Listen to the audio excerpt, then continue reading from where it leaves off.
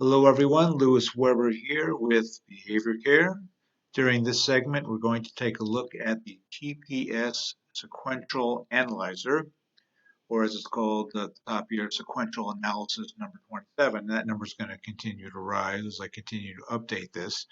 This piece of software has been around for a while. I haven't distributed it to the team because it was not really ready to be distributed. There were some things I needed to program in to make it more resilient, and you had to know how it worked from the inside. This current version is one that I've updated to make it a little bit more user friendly, and I wanted to share it with you today because it does some really cool things and saves behavior specialists a lot of time in doing functional behavior analyses, but also in uh, constructing reporting that is an observation. You go into a classroom to observe a student, what do you produce in terms of data?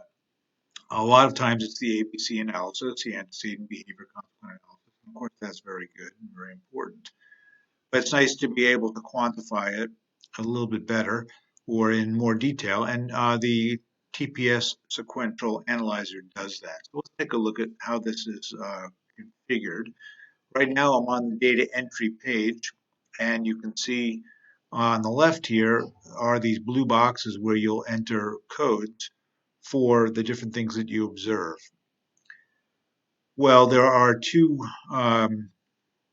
different color areas here. We have the blue and the white area, and each of these are in pairs. So session start, session stop, verbal aggression start, verbal aggression stop, and you are welcome to change these to whatever you want. The thing that you have to know is the blue is always going to be a start point, and the white is always going to be a stop point in terms of the codes that you enter. So if you wanted to change one, feel free to do it. Just make sure that uh, you continue the configuration that way. The blue is start and the white is stop. You can see that these are pairs. In fact, what I'm going to do right now is I'm going to just type code 1 there just to show you how that works. And what that's going to do is put the time that I entered, which is 7:50 in the morning, and session starts. And you can see my timer has started. So it this goes to red to remind me that I have a timer going on and that I'll need to stop it at some point. And so the blue and the white are all pairs of start and stop timers, which is really great to be able to have 10 different things that you can time without having to have 10 stopwatches on your desk. Okay, when we go to the tan and white coloring, they're all just independent. There's no relationship between these two. These are separated by colors just to make it a little easier to find things. The codes 21 through 60 are codes for things that you see.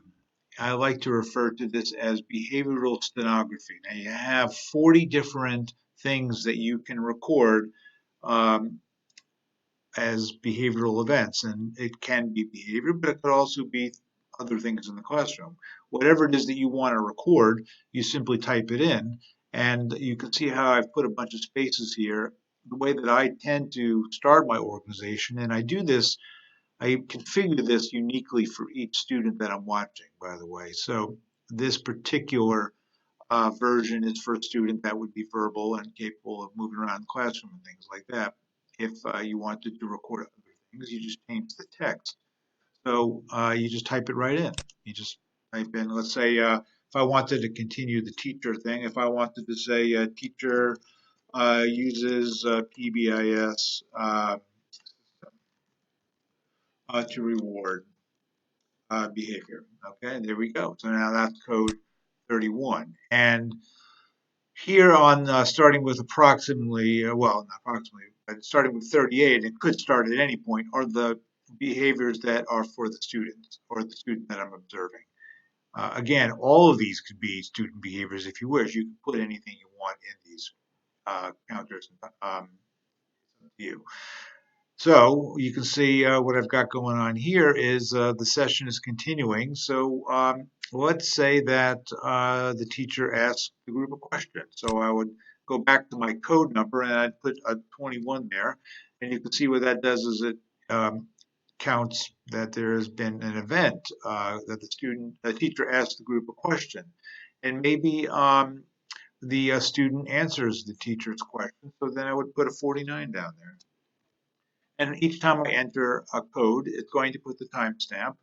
And maybe that's going on for a while, and the student is on task. So we'll put 11 because I have another timer going on, and that's going pretty well.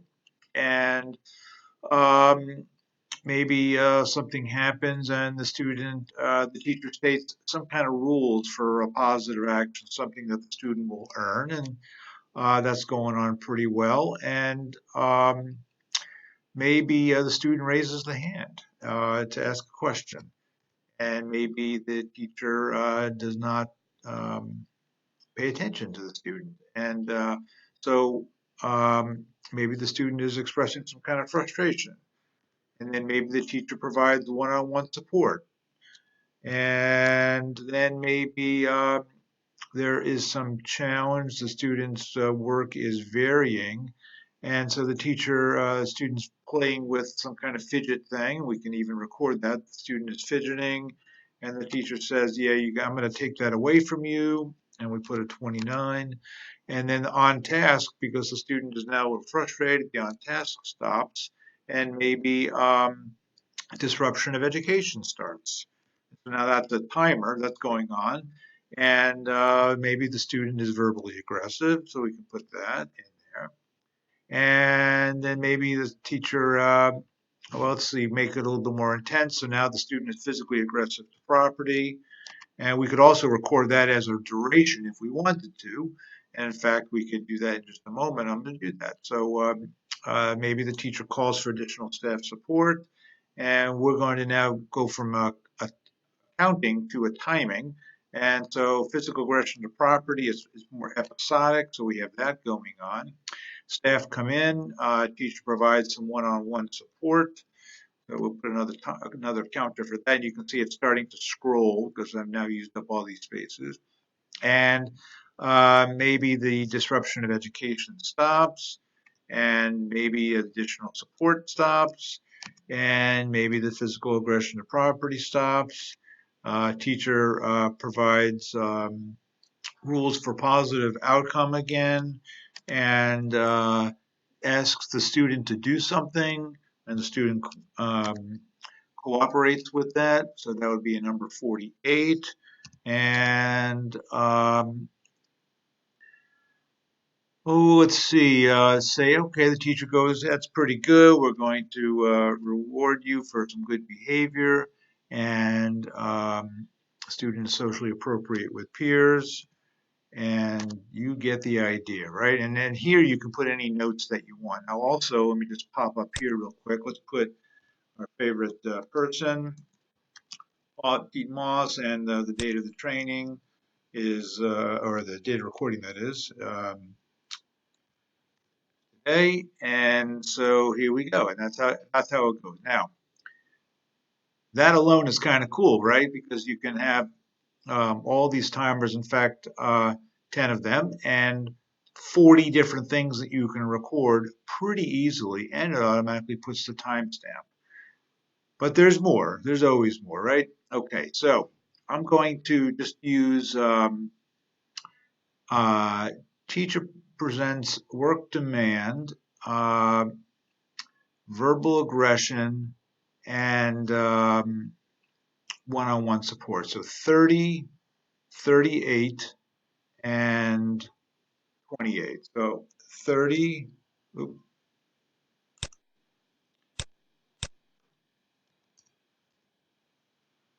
30, which would be work demand, 38, and 28. And I'm going to repeat that because I want to demonstrate something to you. So let's say that that's the sequence that's going on. The teacher's presenting the work demand.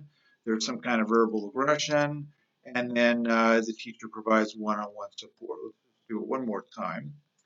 30, and 38 and 28. And I'm going to show you what this does in just a second. Okay. So, and now let's say the end of the session. So I'm going to put a 2, session is done. So I've been recording now for 7 minutes and 41 seconds. Now, when I go to the duration and the IRT, what that's going to do is it's going to tell me when each of the timers started and stopped. So we can see I started at 7:50 and I ended at 7:57. So my session start and stop was 7 minutes and 41 seconds. And given that's the only one, that's the average and the sum. As I move over, let's get rid of that. As I move over, if there were any other repetitions of behavior, in fact, let's go back and let's say the session started again. So I want to make this point. So I started the session and then I stopped the session. Of course, it's only going to be a couple of seconds here. But when I go back to the duration and the IRT stands for inter-response time. You see I started the session again and then I stopped the session. This time it was only 6 seconds. So the first recording session, start and stop, was 7 minutes. And the second one was 6 seconds because I wanted to make that point. I didn't have another start and stop time. And what this does is it says there was 48 seconds in between my stop time for my first timing and the initiation of the second one. And this gives me an average of 3 minutes and 54 seconds, which is these two things divided by the two recordings. And this is my average inter-response time. And if I were to do it again, just to make that point one more time, so I start my session, and we'll give it just a couple of seconds here. I'm going to stop it again. Now, we wouldn't normally be doing that. Our timers would be probably one of these timers, but since I just happen to be in the neighborhood here, I'm going to just use one, twos, and you can see now it puts another one down here. So every time I start and stop, it's going to list it, and it's going to tell me how long my time was between start and stop, and which is the duration, and the time in between those. And this is a really useful way to analyze what's going on. And when you print it, they'll have 2 of these for each page. So, uh, it's just a really great way to talk about, to record and quantify the time of episodes of behavior. Of course, these would be more likely the ones that you're going to watch, and so the start and stop times of transitions or of disruption of education or how much additional staff support time we're going to play. So these things are very handy. Okay, so that's what the duration IRT does. Now, the totals is a very direct display of the quantity of each of the recordings that I've done. So it lists the target behavior and the quantity. Now, these are all timers right here. So it just tells me how many times I started and stopped. These behaviors appear from 21 on. These are going to be counters. So it tells me how many times there was verbal aggression, how many times the teacher provided support. It tells me the recording duration and the date, of course, and the name. So that's a nice way to, when you print it, it's a nice way to just show the totals.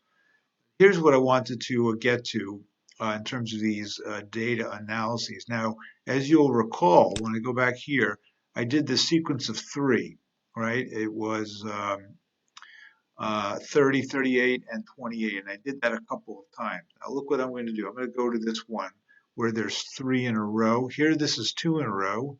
This is 4 in a row, but I put in those 3 because I wanted to make this point. So I go up here to data, and I go refresh all. Okay, now what this does is it takes a look at every combination as it occurred.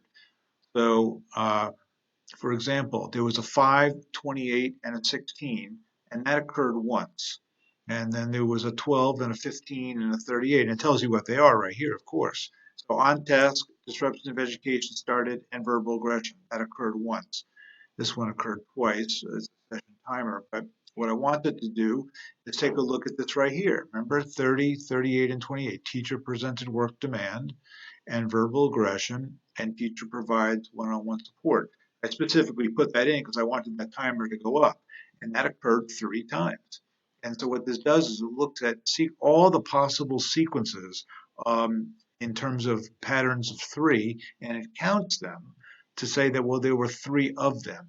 And if I went back just to make this point, and I did 30, 38, and 28, I did that again. When I go back to my analysis of 3 and I go to data and refresh all, it's now going to be 4. Now it changes some of the other counters as well because it is looking at those numbers within the context of what occurred before and after. But the 30, 38, and 28 is now 4 occurrences. And so this tells you what's going on in terms of the sequences of behavior. It does a really cool automatic FBA, which would be really difficult for you to do manually if you had to take each one of these numbers and go, okay, how many times did a 38 follow a 30 and a 28 follow a 38? You'd go crazy trying to figure all this out manually. It looks at patterns of 2 here. It looks at patterns of 3 and patterns of 4. Now the 38 followed the 30, right? Because it happened as part of that sequence of 3 that I was talking about. It did it 4 times. Then 28 was followed by 38 was followed by 28 4 times. So this does a pattern of 2, a pattern of 3. This does a pattern of 4. Okay, so that is the TPS Sequential Analyzer number 27. And I'm going to send that out with this video. I hope you get a chance to use this during an observation. If you have any questions, as always, feel free to reach out to me, Lewis Weber with Behavior Care. Thank you very much.